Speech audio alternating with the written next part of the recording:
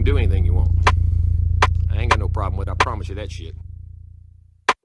Listen to the words. Garbage, a joke, clown acts, pisses me off. No, come find me. No, come find me. Listen to the words. Come find me. Garbage, a joke, clown acts, pisses me off. I ain't a hard guy to find. I promise you that shit.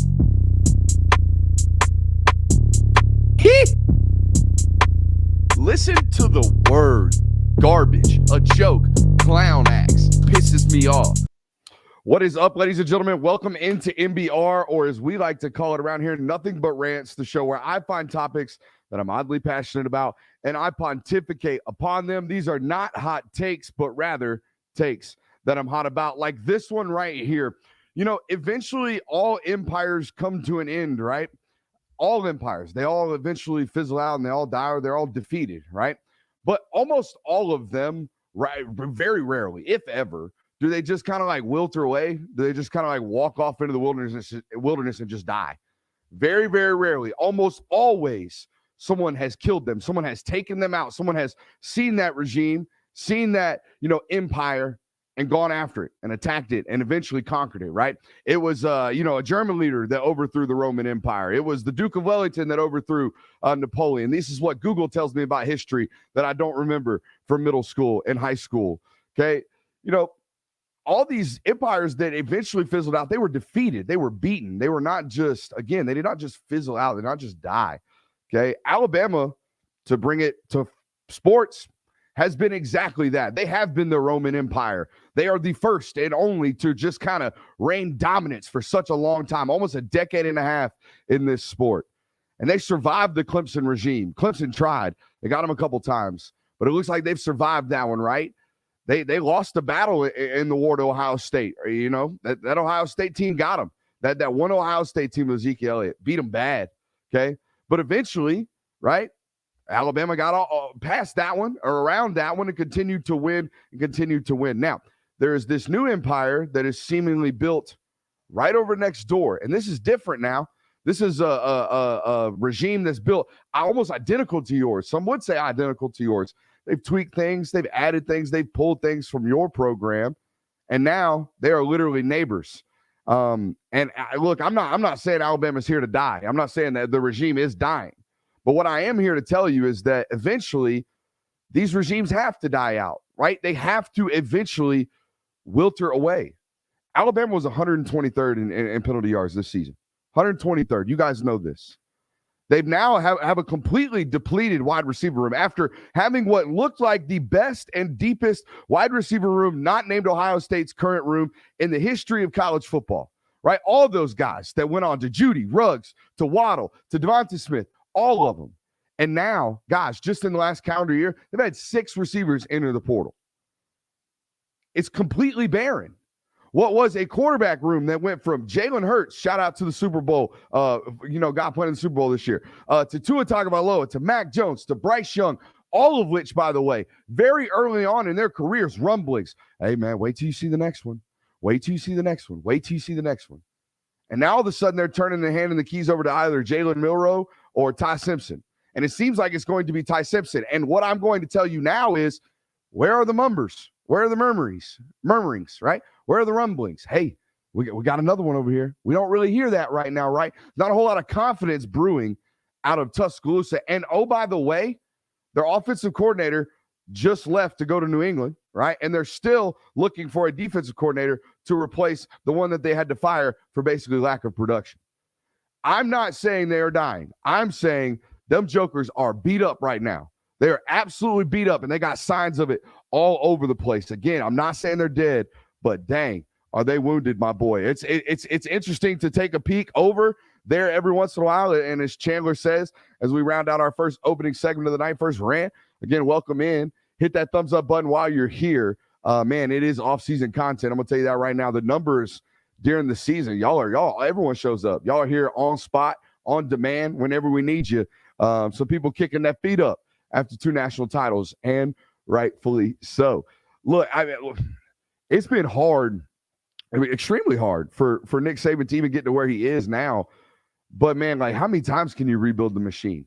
How many times can you find quality assistant coaches, coordinators, great coordinators at this point in the stage? I mean, it's been widely reported that he's been after Glenn Schumann, but that's not the one he wants.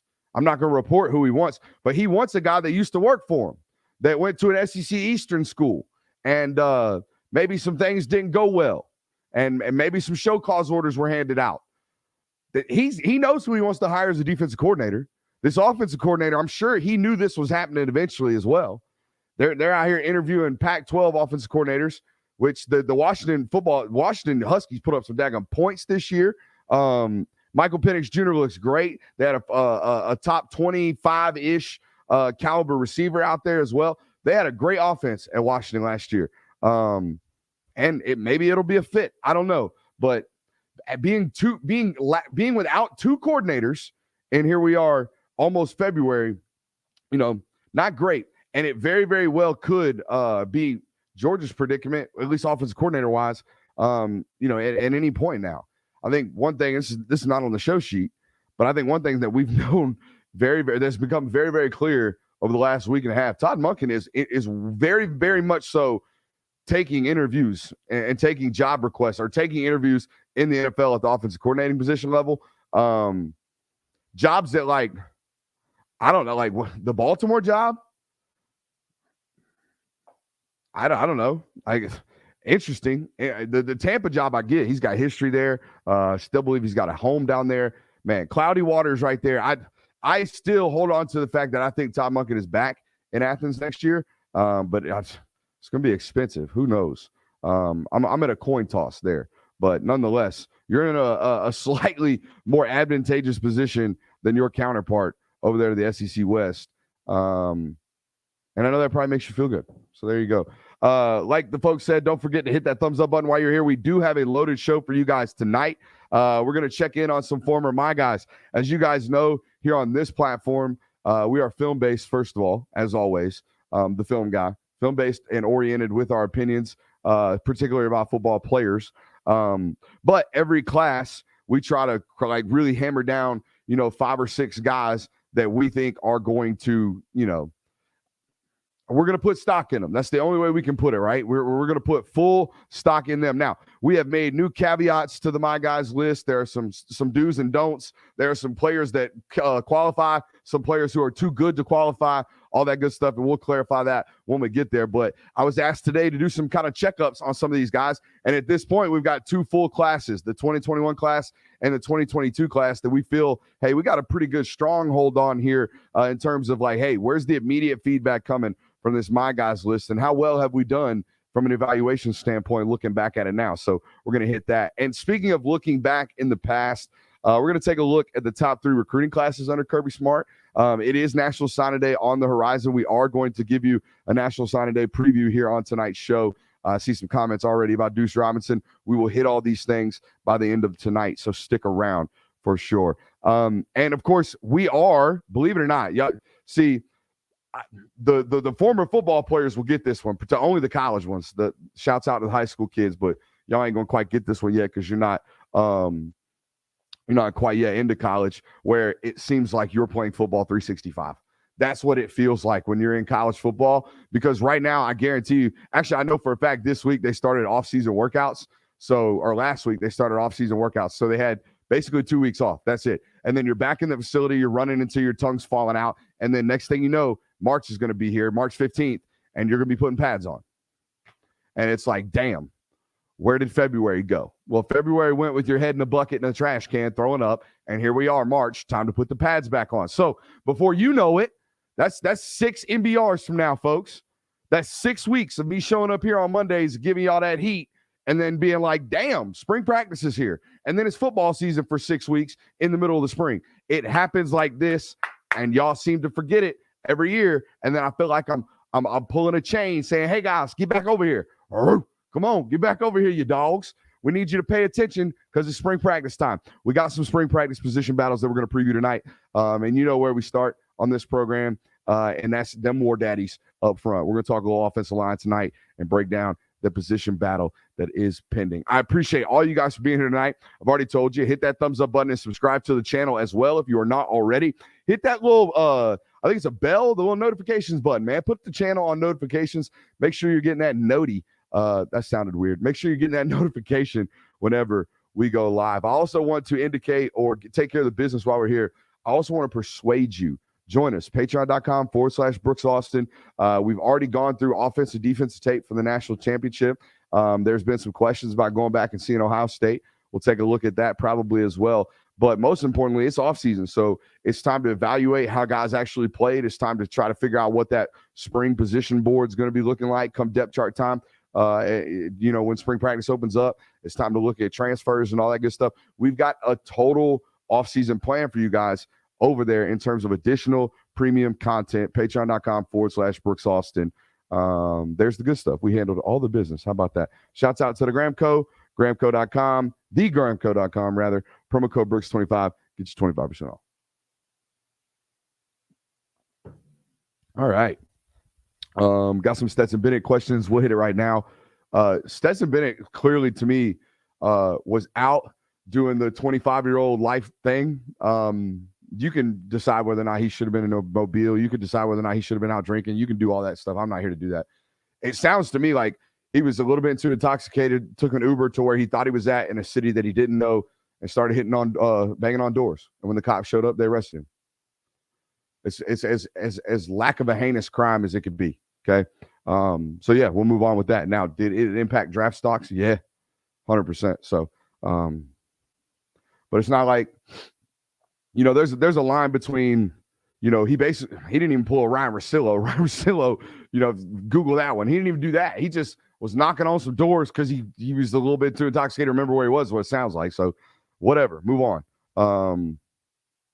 There we go. Let's talk about it, man. Let's check in on these my guys right here right quick. I mean, again, we've had two full cycles. The 2020 class, guys, I was just getting my feet wet. That was the George Pickens class, I believe. All those guys, maybe the year after that. Maybe that was the Kendall Milton class, the Tate Ratledge class. Nonetheless, that 2020 class, we weren't really ready to be out here my guying and all that good stuff. We weren't really confident in our evaluations. I don't even think we had the idea of doing these things yet because, quite frankly, by that time in my career, I don't think half of you guys knew who I was or gave a damn about my opinions. In fact, I think the 2020 class was the first class I did the film thread, and a lot of a lot of the people that I've talked to that have found our content here have told me it was that class. They're like, damn, this dude did a video on every single player. Seems like he knows what he's talking about. I'm going to give him a follow. So, yeah, we didn't really have an opportunity to my guy the 2020 class. So let's look back at the last two, starting with that 2021 class. The best evaluation I've had since covering the University of Georgia, in my opinion, was Jamon Dumas Johnson coming out of up there in the DMV. I forget the school, black and yellow. Nonetheless, Danilo Morissette played there for a year. Deshaun Womack just graduated from there. Big defensive end that Georgia was recruiting. Really, really talented program out there in the DMV from the, kind of the Maryland, Washington, D.C. area.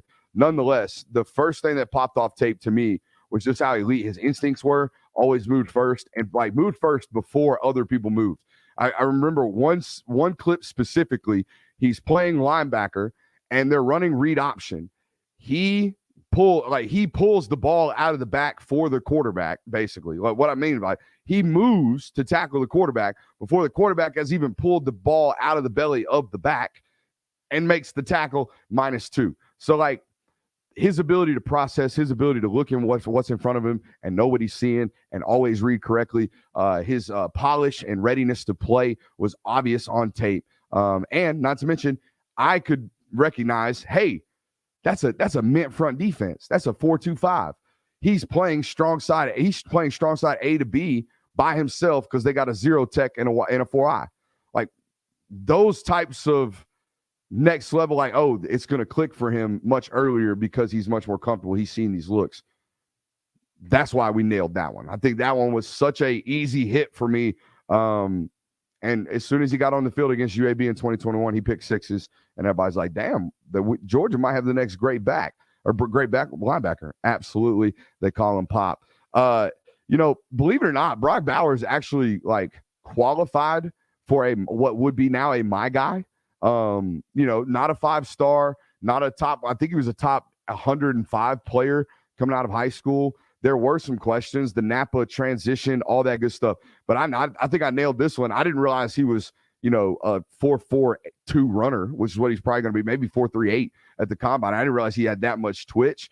But my quote on the show that we had in 2021, rounding up that class, I said, quote, "This is the closest thing we have to Travis Kelce on the high school level." That's a nail. That's an absolute hit. And again, believe it or not a 5-star. Was not the number one tight end in America. Was not. I think he was the number one H-back tight end for SI 99. But we had a whole different grading system than everybody else. I think if you go back and look at it, Brock Bowers is like a third or fourth overall tight end in that class. So there were some questions coming out. Javon Bullard, I have you can still look it up today. Just Google the film guy Javon Bullard. Bullard. Sorry, I always do that. Javon Bullard. You will pull up me breaking down his film. The first thing I says is, this dude is a tape All-American. And I scratched my head and scratched my head and scratched my head as to why no one else was getting it. Why Georgia was the only one that saw this 5'9" absolute bulldog playing football and was like, nah, I don't want none of that. It really did not make any sense to me, other than the fact that he was 5'9". And guess what? He's still 5'9". Yep. He's still 5'9", and he's still going to play on Saturdays, and he's going to play on Sundays too. And, we said it over and over again. This guy's going to play nickel. This guy can play nickel. This guy can play star. This dude's a dog. This guy's going to hit. This guy's a willing hitter. All those things stood out on tape. We were right on that one. The two kind of misses, if you will, and I think the jury's still out on these. But in the 2021 class, another guy that I was all over was Jared Wilson. And Jared has been kind of swallowed down the depth chart like a lot of these young guys, particularly interior offensive linemen. But there's some other things that play right here. Like I'm holding out stock because I think he's a jumbo athlete. I think dad played maybe professional hoops or in the NFL. Mom was an elite high-end college hooper as well. So like the pedigree, the athletic pedigree is there. The initial feedback when he first got on campus was like, whoo, shit, we got us one. Like there was a lot of really, really great signs, and then things fizzled out. And I think it's because he might have an issue snapping the football. And I think that's what they want him to play. And I think that's what he needs to play because he's only about 6'3" and 1/4. All that being said, I'm still holding out stock, but it hasn't been like the rest of these. The rest of the JDJ, Brock Bowers, Javon Bullard, those were hits day one. I mean, the moment Javon Bullard stepped on a college football field, you knew. Okay, you should have known it was Vandy 2020. If you watched it, or 2021, if you watched it, if you looked at, if you knew what you were looking at, dude was a football player, and you could tell. So yeah, we kind of missed on that one. And then the other one, I would say, it's still too early. And how in the hell have they kept the kid happy and on the football team? Nyland Green. I was all over Nyland coming out of high school. I thought he was going to maybe transition to safety. That's what we liked as an evaluation. If you go back and Google Nyland Green, SI.com, one of the first things that will pop up is his SI All-American player profile. I wrote that. And at the bottom of it, you can see it clearly states this dude will start and be an All-American caliber safety. He never made the transition. He's staying at corner. He never wanted to play safety. And that was my fault from an evaluation standpoint. I should have known because I talked to him. We had the conversations. Nyland, think you might want to play safety in college. Nah, coach, I'm a corner. All right. Enough said. So, I don't think I missed on the football player. I think he's still a really, really great football player. In fact, he's still at Georgia. They've kept him around, and he's going to compete for a starting job opposite of Kamari Lassiter this year. But it was a miss from a standpoint of pounding the table for my guy and saying he was going to start next to Keely Ringo as soon as he got to campus.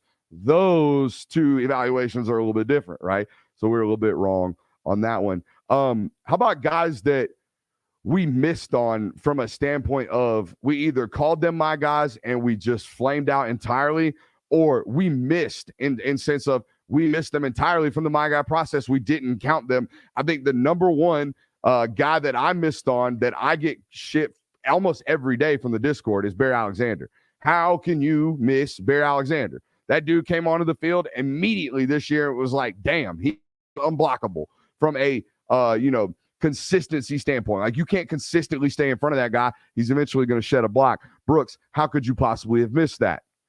Well, not to make excuses, but how was I supposed to know? I mean, seriously, how was I supposed to know that Bear Alexander was going to be this good? Here's the deal. He had one highlight film from his sophomore year. We have tape. We had 2.5 minutes worth of tape. Okay, that's all I had. I had a litany of transcripts that, school.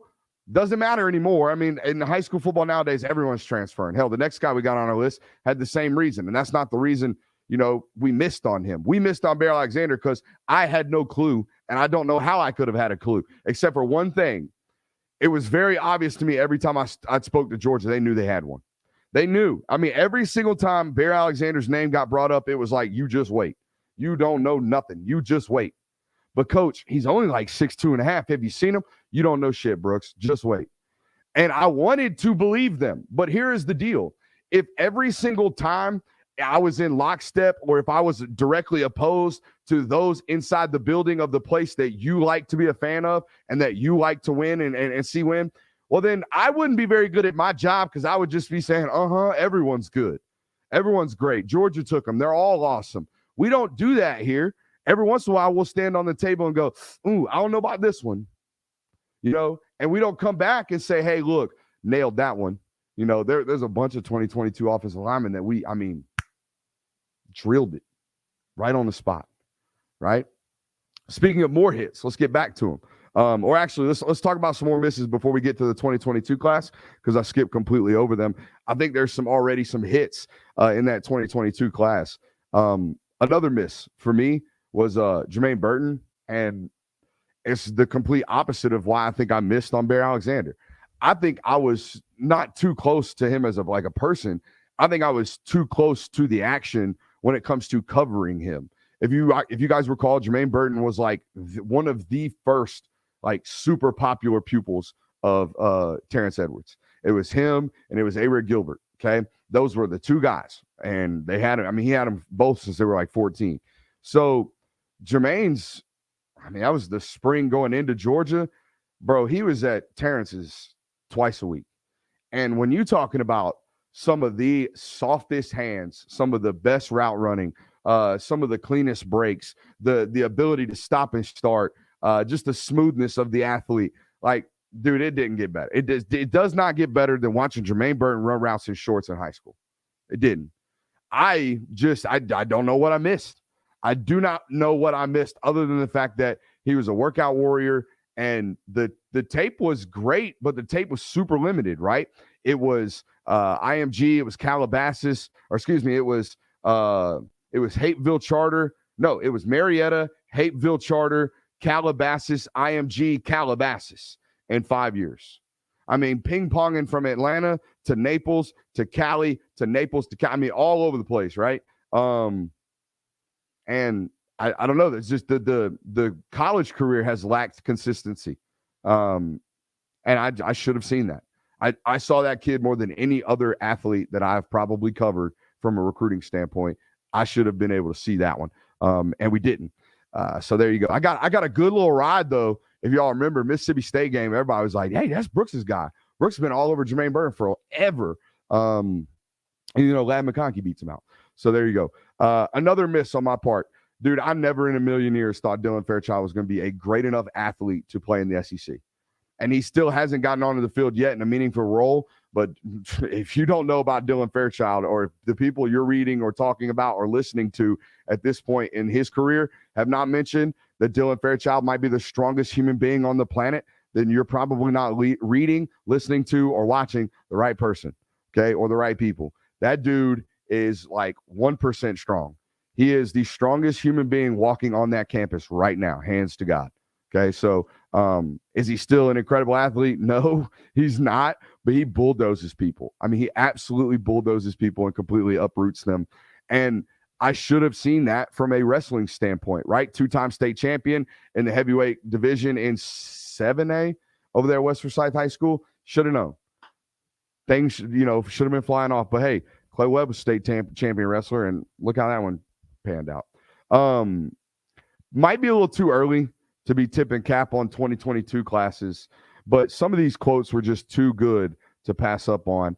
Jalen Walker, I said in the interview that we had with him, not the interview we had with him, the video breakdown of his film, I said that he very well could be a combination of Quay Walker's size and Nakobe Dean's intellect, right? And I don't know if that's what it's going to be, but that dude got on the field very, very early this year. Very early. I mean, was playing in mop-up duty. And then once Nolan Smith went down, every rabbit package that they played the rest of the year, I think 11 was on the field as a true freshman. So that means he played over every stand-up Jack or Sam, right? All of them. That's Marvin Jones Jr., the fellow freshman. That's Darius Smith Jr., the fellow freshman. That's Xavier Sori, that could be a stand-up rabbit rusher. That's all of them, okay? Jalen Walker started over those guys towards the end of the season in their rabbit package. That's to be noted. And that's what that is that's that Quay Walker ability, that length, that size, that ability to rush the passer, even as a true freshman. So I think we hit there, and that one will play out. You guys know I was the biggest Kristen Miller fan in the world coming out of high school, still am. One of my favorite athletes I've ever covered, and probably will definitely continue to be so. But there was a clear, I'm not going to say reckoning, but there was an overtaking, right? Bear Alexander, as soon as his shoulder was 100% healthy and he was ready to go during practice, once he got on the field, man, he did not let up from that position of Jalen Carter's backup, so much so that Warren Brinson even had playing time ripped from his plate because Bear Alexander was so good. So if Warren Brinson's losing PT because of a freshman, then the other freshman's probably losing PT because of the freshman. And I will say this, Kristen was known. I mean, in the recruiting circles, his senior tape was the reason we vaulted him up into the top 50 on SI 99 was A, because I was just absolutely hammering the table for him, but B, it was his get off, his ability to get off the football and play with a higher motor, because he did such a great job trimming his body down and getting his body right to go for his senior year. And then he gets on the field against Oregon, and I can tell when young players are thinking, not playing. He was thinking. He was not playing football. He played higher than I'd ever seen him play. He played slower than I'd ever seen him play, and he lacked confidence. And if you know anything about Kristen Miller, confidence is the last thing that dude lacks. So I think there's a growing opportunity this spring, just from a comfort standpoint of being able to get out there and know what you're seeing in front of you and react to it. Ernest Green, I missed on the sense that I continue to hammer down on him being a guard. He is a tackle. He will play tackle. He's going to play tackle for Georgia, probably as early as this year. I think at that right tackle position, even though, Marius was playing right this year. I think they spend the summer and spring kicking Marius over to left. Maybe they bump Xavier Truss out to give him some competition. I don't know. But I know Ernest Green has what we call firecrackers in them hands, because as soon as he touches you, kabloom. I mean, kabloom, dynamite in the hands. So that one's going to be a good one. I stood by the fact that I thought he was going to be the only hit in that 2022 offensive line class.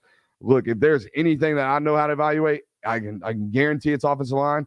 I'll be pretty damn close to being as good or better than anybody in the media business evaluating offensive linemen. I truly stand by that. And yeah, we knew Ernest Green was an SEC starter. The rest, I don't know. We'll have to see. But still standing by that one. Apparently, I let myself pick Michael Williams as my guy last year. I'm going to call myself a pansy for that one. That's a wife scout to the definitions of wife scout. If your wife can't walk out to a high school football field and say, dang, that Michael kid over there pretty good. Yeah, I don't know, man. But I will tell you this. I'm not going to give myself a lot of credit for identifying Michael Williams' talents, but I will say that if you go back and look, and maybe if you want to try me, I'll find the article for you. But there is an article of me when I wrote about him leaving his sophomore tape. And as a sophomore, I said, next Trayvon Walker. As a sophomore. And that's hard, right? It's hard when this dude's like on the precipice of being a first-round draft pick going towards that trajectory. It's hard to say a 15, 16-year-old kid is going to turn into that. And it looks like he is going – I mean, he may not go 1-over-1. But I think Michael Williams at this point in his career has shown me that he is going to produce at a higher rate than Trayvon Walker, even in the NFL. It's the polish that his game possesses, as well as the ungodly God-given abilities that young man possesses as well. So don't know how I let myself do that one, but I did. Jury's still out on Sean Washington, who is my fifth and final my guy from the 2022 class. I was betting on size and athleticism, and I think that one's still going to hit. It's funny when you talk to the older defensive linemen from this class. We don't get we don't get an opportunity to talk to all of them. But during bowl season, you have an opportunity to go into the locker room after the games. And one of the first things I asked, I think it was Tremel Walthour, was just like, who's next? And the first name, Sean Washington. We don't get to see what they do behind closed doors in practice, but we get to hear about it. And I've always said on this channel, we hear the good news, okay, coming out of practice. We tell you the good news coming out of practice, okay? No one in this business is out here talking about bad news for incoming freshmen. Oh, this freshman wasn't ready. This freshman wasn't, and out here tweeting it out, right? It's always, me tweeting out a nug about, freshmen impressing early in camp. We're always giving you the good news. We never really want to give you the bad news when it comes to source practice information, because young players are young. Okay, and if I gave you every, bad storyline, you probably wouldn't hold out hope as long as you do for some of these football players. But when the good news happens, or when the good intel comes out, you definitely hear it. And Sean Washington was a name very, very early on in his arrival at Georgia. Was it like hey, this guy is going to be something. We just got to teach him how to do everything that it requires to play here, right? We've got to professionalize this approach, if you will. But the talent was absolutely absurd. How about that was how dry my lips were? I went to whistle, and it was a nothing whistle. There we go. Oh, man. Got a great show. We're about halfway through the show, okay? But we do have a couple more things, right? It is National Signing Day weekend, or week, rather. Traditional National Signing Day. We got to switch camera angles, Brooks. Traditional National Signing Day is upon us. It is Wednesday. There are 3 names that we're going to hit on before the show wraps tonight and give you guys kind of an update on those folks. Excuse me. However, wherever you're watching us, man, give us some support. Hit that thumbs up button, do all that good stuff. I know I've asked you a ton of times, but we have new audience members coming in every once in a while. And shouts out to you guys. Shouts out to Patreon, patreon.com/Brooks Austin. Shouts out to Sway. Shouts out my moms. Shouts out Haley's. Shouts out Hales upstairs. Let's talk about these top 3 recruiting classes as your boy just breaks down the radio DJ shout out list. Hey, this was kind of an interesting topic. It's an off-season topic, obviously. But this is kind of an interesting topic that was kind of proposed to us on social media this week. We wrote an article about Kirby Smart's best football teams, and one of the first comments was, hey, you should do this, but for recruiting classes. And to save you time of just going through the 24/7 composite list on all of these classes, we're just going to kind of rattle off my top 3 and why they are the top 3 that they are. Starting with a little bit of information, okay? Kirby Smart was hired in 2015, December of 2015, which would mean that 2016 signing class, Mark Richt's guys, okay? He just had to finish He had to finish the recruiting job on some position battles and some recruiting battles in that class before he could focus on what would have been the 2017 signing class. It is the off season for me too. It is the off season for me too. I know my Discord folks caught that almost Freudian slip. We got a sub right here, 2 subs from Robert over here. Y'all know all super subs get handed out to first come, first serve basis. If you want to subscribe to patreon.com, there are 2 free subs right now. Hit us up over on the email account. Brooks7711@gmail.com. All right. You can tell I made that one when I was in high school, huh? I was 11 on the baseball field, 77 on the football field, number 1 in your girlfriend's heart. Here we go. Top 3 recruiting classes, again, hired in 2015. First class was the 2017 signing class. And for me, that comes in at number 3. Look, it was a 3rd overall composite ranking class It was not one of the classes, one of the 2 or 3 classes that have finished number 1 overall for Georgia. But for me, when you go back and look at it and have the hindsight right here, have the hindsight 2020, you can tell that it was an absolutely extremely vital foundation to this program. What is now a championship caliber program, a history redefining program. The groundwork for this was laid in this 2017 class, right? Names like, and I know we're not talking super leaders here, or a super leader to start the list, but Isaiah Wilson, Andrew Thomas, DeAndre Swift, Eric Stokes, Devontae Wyatt. That's 5 guys that were drafted in the top 35 of their draft class. Okay, so those are absolutely hitting the nail on the head, 3 of which were 5 stars, right? Wilson, Thomas, and Swift. And then you got 5 stars that, first-round draft picks that come from a 3-star in Eric Stokes and a guy that you had to send to the JUCO route in Devontae Wyatt for class purposes. Those are, absolute home run nails of recruiting identifications. And then there's guys like Monty Rice in this class, Richard LeCount, Jake Fromm, Justin Schaefer, Malik Herron, Mark Webb, Robert Beal. I'm talking about like pillar stones in this program. Right? That linebacker room is not what it is today without Monty Rice. That safety room is not what it is today probably without Richard LeCount.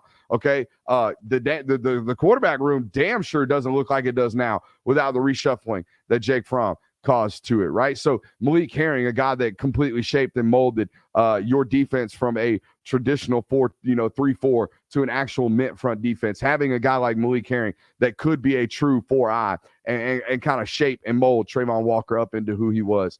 All of these guys played pivotal roles in what was, eventually national championship winning football teams.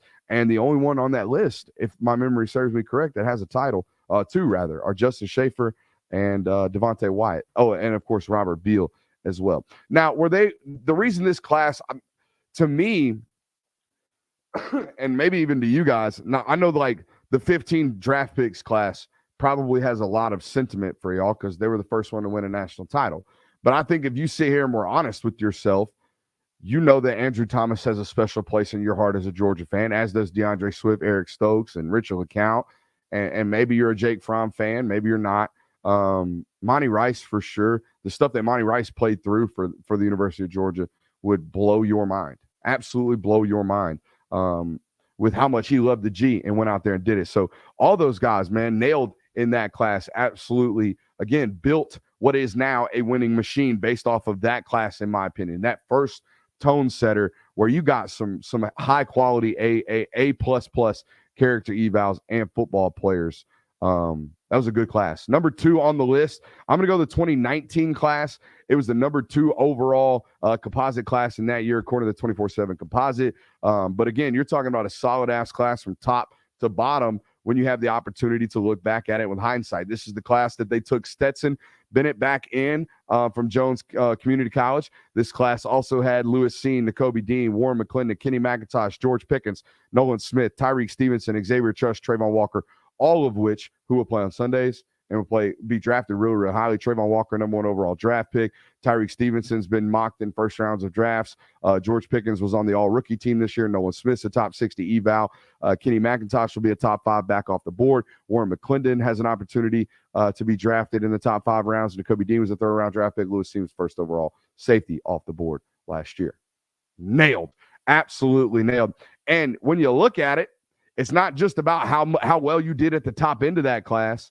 It's also about the lack of misses, okay? In that 2017 class that we ranked 3, okay, anybody remember D'Angelo Gibbs? Well, he's the reason you took J.R. Reed from Tulsa, so it actually paid off. But D'Angelo Gibbs happened to be, J.R. Reed's cousin, who was a 5-star corner that ended up finishing his career at Tennessee. Complete flame out at the University of Georgia. Didn't work. Notori Johnson, 4-star out of Cedar Grove, ended up finishing his career, I think, at Middle Tennessee State. Jaden Hunter, didn't even know that name when I looked it up on Google today. Nate McBride, I'm sure y'all remember that one. Trey Blunt, Trey Bishop, Jeremiah Holloman, all those guys were 4-stars. All those guys did not finish their career at the University of Georgia. So there you go. Who else we got? Again, with that 2020 class, there's very few misses, though. Think about this. Clay Webb's in that class. That was a miss in 2019. Bill Norton's in that class. He's going to finish his career at Arizona. Micaiah Tongue Are we going to call Micaiah Tongue a miss because they signed a 4-star athlete and they got a 4-star practice player for 4 years? I don't know. I don't know if I'm going to call that a miss. I think if you get the 24th or 25th guy that you signed in that class to be a 4-year lifer for your program and do whatever you ask him to do, probably okay with that 4-star lifer not really panning out to whatever ranking he probably had entering college as long as he was a program guy. DeJuan Mathis, that's a miss. So you really only had 3 misses out of a class in which you took 25 players. That's insane. That's an absolute home run job of recruiting, scouting, and developing right there. And then the number one class I think Kirby Smart has signed, especially with hindsight of what we know now about the class, is that 2020 class. I mean, you talking about hitting on the top-end starters. Go look at that composite. Go look at the top-ranked players in that class that they signed. Keely Ringo, first-round draft pick. Roger Jones, first-round draft pick. Jalen Carter might be the number one overall player off the board. Darnell Washington going to be the top 2 or 3 tight end off the board. Probably going to be a top 40 pick. Like, dude, it was check, check, check, check, check, nail.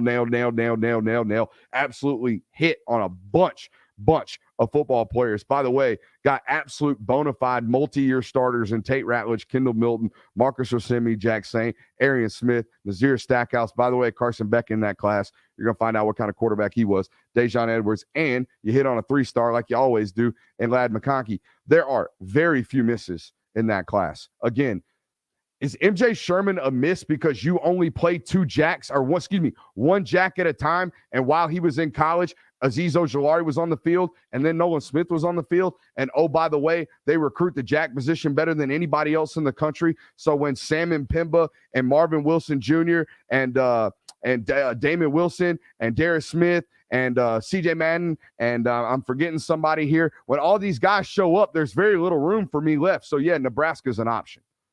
Like, is MJ Sherman a miss, or did he miss on an opportunity to play football? That's probably what it was, because every time he got on the field, he didn't look lost. In fact, he looked like a pretty damn good football player. So, like, hey, are these guys misses, or are they just not getting on the football field? That's what I see in that 2020 class. There are very few guys in that list of players that are not ranked 3-stars that they took for probably bodies, 23, 4, and 5 on the list of 25 signees, probably took them for bodies. Those aren't misses, guys. They only count for hits. When you're out here signing 3-stars like Devin Willock, who's 6'7", 335 pounds in high school out of New Jersey, and he comes to Georgia and he spot starts for you as a redshirt sophomore, that is a home run hit. That is a hit. That is absolutely a hit. That is not a miss. And if he flamed out, if he never played it down, still a gamble worth taking from a scouting and a developing standpoint. And they get credit for those. They do not get, Kirby signed a 3-star and he didn't pan out, because a lot of them pan out. Okay, a lot of them do. Not all of them can be, but a lot of them do pan out to be really, really solid starters, and sometimes first-round draft picks for them. Shouts out Eric Stokes. Now, we didn't put the 2021 class up for that. I think there's still a lot of question marks on that. There's still a lot of guys that haven't had an opportunity to play, but they're going to get a chance. The same thing is to be said, obviously, for the 2022 class. Last thing I've got for you guys today is National Signing Day preview. Okay, it is traditional National Signing Day Wednesday, and there's a lot. There's a lot going on, a little bit more than normal from a standpoint of, I think last year Georgia was waiting on 1 football player at this time. I think this year they've got to get a letter of intent for Jamal Merriweather. They got to see what's popping with Deuce Robinson that we're going to talk about here in a second. They got to see what's going on with Walker Lyons, who we're going to talk about here in a second, and Ellis Robinson, the 2024, who we're going to talk about here in a second, is popping a commitment tomorrow as well. We'll start with the younger cat. I think Ellis Robinson and Georgia feel really, really good about themselves. I was at Phoenix City versus IMG Academy this year. If you don't know, Ellis Robinson plays for IMG Academy. And there were 2 Georgia coaches in attendance, Chidera Uzo-Deribe and Uzo Deribe. Didn't mean to roll over the O there. Uzo Deribe and Fran Brown, obviously the cornerbacks coach for the University of Georgia. And, the youngest Rick's brother, the youngest Rick's was playing opposite of Ellis. They're the 2 corners at IMG. Both at that time were 2024 corners. Desmond, I think is his name, Desmond Ricks, has since reclassified and signed his letter of intent at the University of Alabama, or will sign his letter of intent, I think, at Alabama. So, nonetheless, he's gone. That's not the story. The story is Ellis Robinson's on one side, Desmond Ricks is on the other. Wasn't nobody wearing a G looking at nothing but Ellis Robinson. Nothing. Didn't care. It was like the other guy didn't exist from my viewpoint. Now, they probably recruited him, but they had their mind set on the one guy that they wanted, and that was Ellis Robinson. This has been from day one, probably, if not the top target, one of the top targets for Fran Brown to go get. And if you haven't heard us talk about Fran Brown on this program before, you probably should watch a little bit more often. The dude's a sniper. Okay, they send him wherever they want to land. All right, that dude is an absolute killer on the recruiting trail, and he's had his teeth sunk into this one for quite some time. Feeling good about Georgia's chances there with Ellis Robinson as that one comes down to the wire. Obviously, you're gonna have to hold on to him, 2024 kid. But all those IMG Academy guys, very possible that they could reclass because they get their classes done relatively early. Let's talk about Walker Lyons, and then we'll close with what we know about Deuce. So, actually, we got to talk about Deuce. We got to talk about Deuce because it plays into Walker. For those of you who don't know, Deuce Robinson is a 6'6", 235-pound tight end. I guess that's what you want to call him. Like alpha fluid, like the definition of fluidity. When people say, man, that big guy moves fluid, video gif of Deuce Robinson running. That's what that looks like. Is he 4.62 top end speed? No, I think he's a 4.75-ish guy. But damn, can this dude do a lot of special stuff? And he will be used in an offense that way. Okay, he will not be used as an end of line tight end. He will not only be used as an end of line tight end. He will not only be used as an H. He will not only be used as an X. He will not only be used as a Z. He will not only play in the slot. He'll do it all. Okay, he will absolutely do it all. And I would imagine he wants to play college football at a program that will allow him to do that. Here's the problem. Is he going to play college football? Very rarely do you meet first-round draft picks high school football players who are five-star football players and also have Aaron Judge as the player comp for their baseball profile. That's who this dude is. This dude hits yamos. This guy hits balls into the abyss. This dude runs fly balls down like nobody's business. This dude looks as fluid and as big and as, oh my God, freakish on the baseball field as he does on the football field. And that, ladies and gentlemen, is the problem. From the start, not from the start, but from about midway through this recruitment for the last 8 months, I have felt really, really confident that if Deuce Robinson plays college football, it's going to be at the University of Georgia. But I'm not confident he's going to play college football. And even if he signs tomorrow, which there are some Wednesday, there are some rumblings that he might delay his signing. Okay, he might push it. There actually is a window for the summer window, which would make sense for a player like this who doesn't know what his value is from the MLB yet. The MLB draft does not kick off until July. So even if he signs his letter of intent to the University of Georgia on Wednesday, which again, I've told you, if he plays college football, I think he's going to be doing it in Athens in the red and black. Even if he signs his letter of intent, you are not out of the woods by any stretch of the means. You are not, because there may be an MLB franchise that falls in love with what the potential is for this young man. And I will tell you this. It sounds to me like this dude wants to, like all these kids say they want to play both. Okay, Tyrion Arnold plays a corner at Alabama. Swore up and down he was going to hoop in college. Guess what? His ass ain't hooping. Kool-Aid McKinstry swore up and down he was going to play hoops in college. Guess what? Dude ain't hooping. Arian Smith swore up and down he was going to run track in college. Ran track for a season. Guess what? He ain't running track. All these players come into college and they say they want to do both. They get there, they're not allowed to do it. Or they get there and they realize it's too much. This dude sounds like he wants to do this if he comes to Georgia. But man, the first time somebody calls and says, hey, we're going to pay you this much over slot value, or we're going to draft you at this slot value, or we're going to give you this much money, that's a lot. It's a lot to turn down, particularly when football will always still be there when you want to come back. And people say baseball will be there for you too. I would say to the contrary. You got to spend, if you're going to make it to the MLB and get millions and hundreds of millions of dollars in that, second contract, get to that second contract, you got to get out of arbitration, which takes quite a long time for rookies. So it takes a little bit of a while. But again, I do feel confident that if Deuce Robinson, again, wants to play college baseball and football, he's going to do so at Georgia. Just have to see. I don't know what I would do. I had the conversation with Deuce the first time I met him at the opening out there in LA. And this was like mid COVID, whatever. So this had been after 2020, maybe the summer of 2021. Nonetheless, I think he's a rising junior. We're standing there, and I'm like, hey man, I'm going to ask you a question that everybody's going to ask you the rest of your life. What do you love more, baseball or football? And he kind of thought about it. And I said, you know what? It's kind of a chicken shit question. And he looked at me all confused. I said, that's not the question you need to be answering.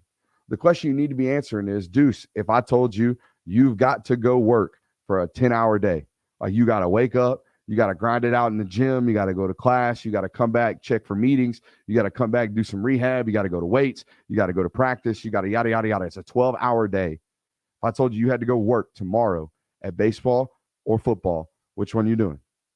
And he was like, damn, I've never had anyone ask me that. Yeah. And he eventually came to the conclusion that he would probably work at football a little bit harder than he would at baseball, right? But maybe now we're like, I want to chase them both. But here's what I'll tell you. Being Brian Jordan's cool. Being Brian Jordan's awesome. Saying that you play for the Falcons and the Braves, man, that shit is cool. But being George Kittle's pretty cool too. You know what I mean? Being Aaron Judge is pretty cool. So I would, if it were my son, we'd be maxing out one of them. We wouldn't be dipping our toe into both. And for that, we'll move on to Walker Lyons, who, by the way, if you're counting at this point, you're thinking, damn, they got Lawson Lucky, Pierce Spurlin's on campus already too. Just talked about Deuce and feeling good about Deuce Robinson going to Georgia too. And here we are talking about Walker Lyons, who, if you don't know, is a 2023 tight end as well. So you're probably thinking, damn, Brooks, are they going to take 4? I'm going to say, well, not really, but kind of. It's going to look like they took 4 on 24/7 Sports. If it all turns out, it's going to look like they took 4 on SI.com on the commitments list. It's going to look like they took 4 if all of this pans out. But the reality is Walker Lyons, for those who don't know, is a Mormon. So he will be taking Mormon sabbatical for at least a full year. So he's basically, technically, kind of, sort of a 2024 tight end commit, which, they've only got Landon Thomas, the number 1 tight end in America, committed in 2024. So why not add another one? You know what I mean? That boy Todd Hartley. Todd Hartley is a menace to society. A menace to society out here on the recruiting trail. All right, folks, y'all got 53 minutes solid. Straight ran through, just getting after it. Couple of things here. We are going to be taking the back end of the week off. We're probably going to work maybe tomorrow or maybe Wednesday. We'll give y'all something. Probably coming to you Wednesday with a National Signing Day kind of preview or close out, rather. We'll be off the back end of this week, and we'll be off the back end of next week as well. So, hey, your boy taking a vacation? What? I love you. See you. We'll see you later.